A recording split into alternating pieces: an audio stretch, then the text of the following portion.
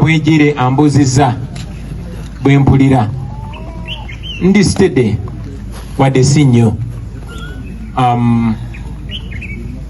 ntereddemu okusinga kati obulumi obw'ekiwundu weere ekiwundu bwekiri naye ate obulumi obusinga buli munda ku ggumba kubanga wadde teryamenyese lyakoseddwa nnyo ne lifuna ne kakuraka kakati ndowooza bwe bulumi obwo ŋŋenda kuddamu okwekebejjebwa abasawo baŋŋambye nti ekivaako bulumi kyandiba bakakasa kyandiba nga kiri ku busomyo munda mu ggumba naye era kyonna kyekiri nkakasa ti Katonda ajja tuyisa mu mbeera eno era nja kutereera era nga Loopu bw'abagambye wentereerera wenti tujja mwebale nnyo mwebale eddala.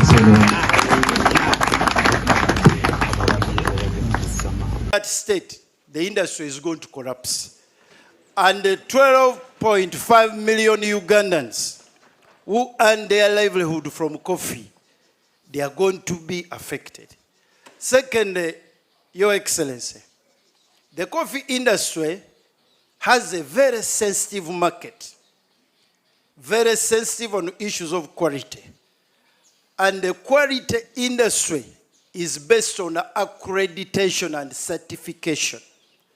Your Excellency, I want to implore you and ask you humbly that it would be better to postpone the transfer of the roles of UCDA to my youth so that we can have time and organize that ministry to build their capacity to handle this very strategic industry, which is a backbone.